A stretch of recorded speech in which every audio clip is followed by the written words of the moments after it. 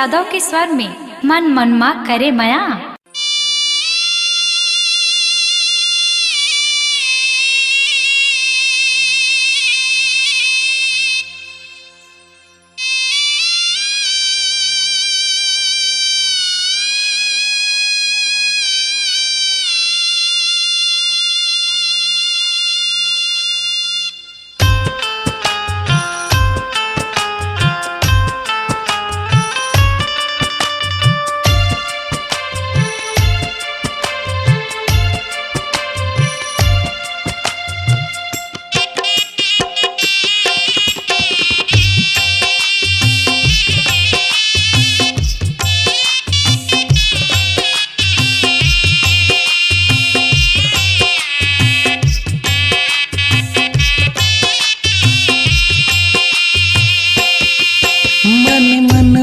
करे मया दिल जाने नहीं तो पाए हो तोर हो गे बर बिहाव मैं कुआरा जिंदगी बिताए हो।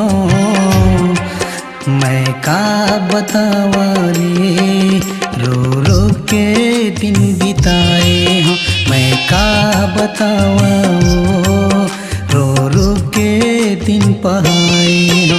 मन मन मा करे मया दिल जाने नहीं तो पाए हो तोर हो गे बर बिहाव मैं कुआरा जिंदगी बिताए हो। मैं का बतावा रे रो रो के दिन बिताए हो। मैं का बतावा रो रो के दिन पहाए हो।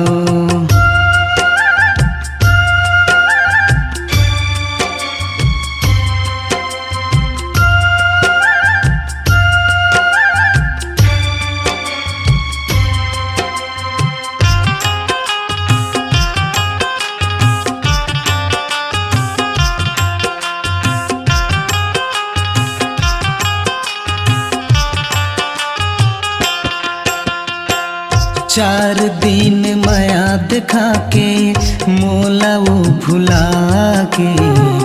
चार दिन माया दिखा के मोला वो भुला गे।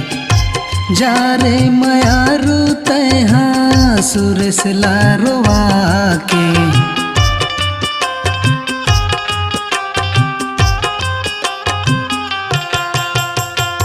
चार दिन माया दिखा के मोला वो भुला के। चार दिन माया दिखा के मोला वो भुला गे। जा रे माया रूते हाँ सुरेश लारोवा के। जा रे माया रूते हाँ सुरेश लारोवा के। मोर उजड़ के है संसार हे त भोले नहीं फुलाए हो। मोर उजड़ के है संसार हे त भोले नहीं फुलाए हो। मैं का बतावा रे रो रो के दिन बिताए हो। मैं का बतावा रो रो के दिन पहाए हो।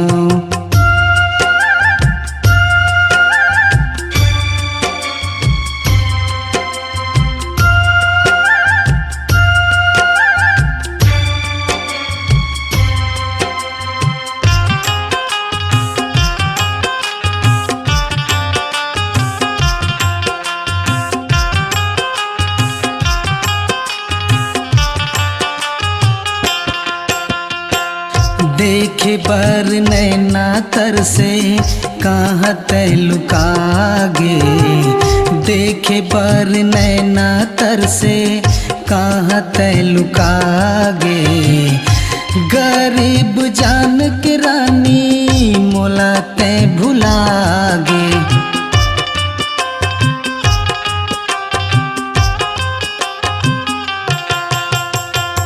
देखे बर नैना तर से कहाँ तय लुकागे।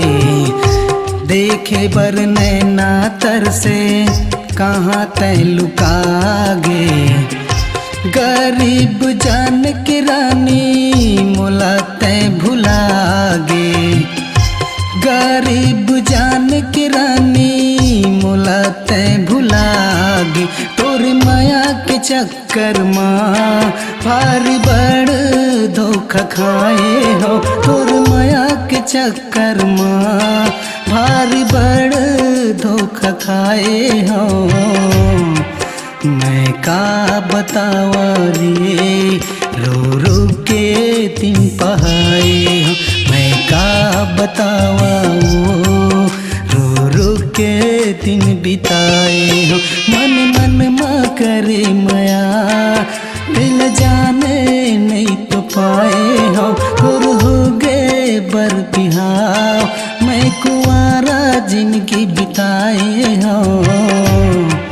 मैं का बतावा रे रो रो के दिन बिताए हो, मैं का बतावा वो रो रो के दिन पहाए हो, मैं का बतावा वो रो रो के दिन पहाए हो, मैं का बतावा वो रो रो के दिन बिताए हो। अपनी आवाज को दीजिए एक नया मुकाम। डिजिटल रिकॉर्डिंग की दुनिया का जाना पहचाना नाम स्वरांजलि, जहां गूंजती हैं ध्वनियां अपनी माटी की सौंधी सुगंध के साथ। छत्तीसगढ़ी संगीत के विविध रंग जो पहुंचाते हैं पूरे प्रदेश में डिजिटल रिकॉर्डिंग के संग। स्वरांजलि स्टूडियो, नेमीचंद गली नंबर 2, गंजपारा, रायपुर।